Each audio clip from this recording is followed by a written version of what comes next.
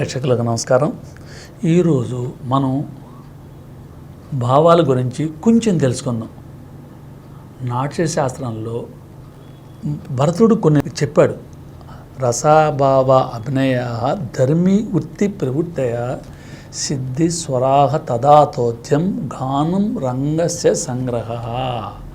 ఎంత అద్భుతంగా చెప్పాడండి. 36 అధ్యాయాలు ఉన్నటువంటి నాట్యశాస్త్రం 11 భాగాలుగా విభజించి 11 భాగాలు రసము, భావము, అభినయము, ధర్మి, వృత్తి, ప్రవృత్తి ఇలాగ 11 చెప్పారు కదా. ఈ 11 భాగాలే మొత్తం నాట్యశాస్త్రం నందు చెప్పబడినది అని అర్థం. ఓకే, మనం గతంలో రసాల గురించి చెప్పుకున్నాం. తర్వాత ఇప్పుడు భావాలు అనేది నాట్యశాస్త్రం నందు ఒక అధ్యాయం. ఇప్పుడు ఏంటంటే భావాలు ఎన్ని రకాలైనటువంటి భావాలు, 3 రకాలైనటువంటి భావాలు. స్థాయి భావం, సంచారీ భావం, అలాగే సాత్విక భావం. 3 రకాలైనటువంటి భావాలు. ఏంటది? స్థాయి భావం 9 విధాలు. నాట్యశాస్త్రంలో భరతుడు 8 విధములు మాత్రమే చెప్పాడు. తర్వాత వచ్చిన వాళ్ళందరూ కూడా మిగతా అన్నీ కూడా కలిపారు. రతిర్హాసస్య శోకస్య క్రోధోత్సాహో భయం తదా జుగుప్స విస్మయ శ్రమాః స్థాయి భావ ప్రకీర్తిత.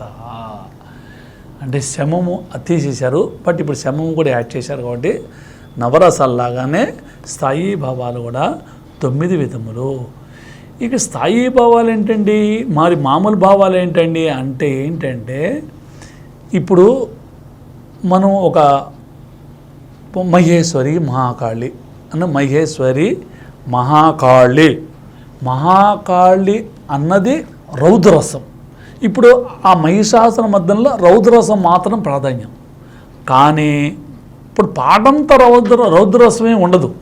పాటంతా కూడా ఎలా ఉంటుంది, మన భావాలన్నీ కూడా అంటే అనేక రకాలుగా సంచరిస్తూ ఉంటాయి. కాబట్టి మనకి భావాలు ఈ దీంట్లో పురుషుల్లో ఉత్తమ పురుషుడు ఎలాగైతే ఉన్నాడో అలాగే భావాల్లో స్థాయి భావం కూడా మెయిన్గా ఉన్నటువంటి భావాన్ని మనం అనేక రకాల భావాలు చేస్తుంటాం. ఆ భావంలో ఉత్తమమైనటువంటిది అంటే మెయిన్గా ఉన్నటువంటి ఆ లక్షణం, మెయిన్ లక్షణం కలిగినటువంటి ఆ భావాన్ని స్థాయి భావం అంటారు.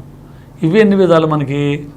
రతిర్ హాసస్య శోకస్య క్రోధోత్సాహో భయం తదా జుగుప్స విస్మయ శ్రమ స్థాయి భావ ప్రకీర్తిత. మనకి రసాలన్నీ కూడా ఈ స్థాయి భావాల వలన వస్తాయన్నమాట. ఇప్పుడు వాణ్ణి పొందు చాలు వద్దు అనేది మెయిన్. ఇప్పుడు వాణి అన్నప్పుడు మామూలుగా పెడతాం, పొందు అనేటప్పటికీ చక్క నవ్వుతూ పెడతాం. చాలు అనేది మనం కొంచెం కోపంగా పెడతాం. వద్దు అనేది ఇంకొంచెం ఎక్కువ కోపం పెడతాం. కొంచెం విసుగు వచ్చినట్టుగా కోపంగా నవ్వుతూ వినవే ఇలాగ అనేక రకాలు చేస్తాం. కానీ ఇది వద్దు అని ఎప్పుడైతే మనం చెప్పామో అదే మెయిన్గా వస్తున్నటువంటి ఆ భావ లక్షణం అన్నమాట, స్థాయి భావం. ప్రతి రసంలో ఈ స్థాయి భావం రసం అంటే ప్రతి రసం అంటే ఈ స్థాయి భావంలోనే ఆ రసం ఉత్పన్నమవుతుంది అని నాట్యశాస్త్రం అంది చెప్పారు. మనమే కాదు, ప్రతి దాంట్లో మొదటి లైన్లో అదే ఉంటుంది. ఈ రసము మొదలగు స్థాయి భావం వలన కరుణ రసాన్ని శోకము అనేటువంటి స్థాయి భావం నుంచి, అతే వీరరసం ఉత్సాహము, అలాగే అద్భుత రసం విస్మయము, క్రోధము అంటే రౌద్రరసం, ఇలాగ శమము అనేటువంటి శాంతరసం ఉద్భవిస్తుంది. ఇలాగా ఈ స్థాయి భావాల నుంచే మనకు కూడా రసాలు కూడా పుట్టినాయి. అంటే మనం చేసేటువంటి భావాల్లో ఉన్నతమైనటువంటి భావం అది ఉన్నతం ఏంటంటే మిగతా భావాలు ఉన్నతం కాదా అంటే మెయిన్గా వచ్చేటువంటి రసపోషణ కలిగి ఉన్నటువంటిది, రసోత్పత్తిని ఉద్భవించేటువంటిది, రసము చూపించవలసింది అంటే సీన్ పండినటువంటిది అటువంటి భావం. అంటే పురుషులందరూ సమానంగా ఉంటారు. మరి ఉత్తమ పురుషుడు అని ఎందుకని కొంతమంది ఏం చెప్తారు? అలాగే భావాల్లో కూడా ఉన్నతమైనటువంటి భావం ఉత్పన్నమైనప్పుడు అది స్థాయి భావ ప్రకృతికి చెందుతుంది, స్థాయి భావం.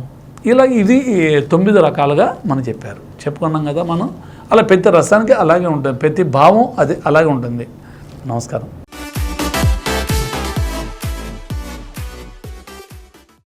ఈ కార్యక్రమం మీకు ఎంతో నచ్చింది కదా. ఇటువంటి మరిన్ని వీడియోల కోసం అనతి కాలంలోనే 20 కోట్ల వ్యూస్ సాధించిన డాక్టర్ సమరం మల్టీ ఛానల్ నెట్వర్క్ సమర్పించు గోరా రాగం తానం ఛానల్కు సబ్స్క్రైబ్ చేయండి, లైక్ చేయండి, మీ ఫ్రెండ్స్కి షేర్ చేయండి. అలాగే ప్రక్కనున్న గంట సింబల్ని ప్రెస్ చేయడం మర్చిపోకండి.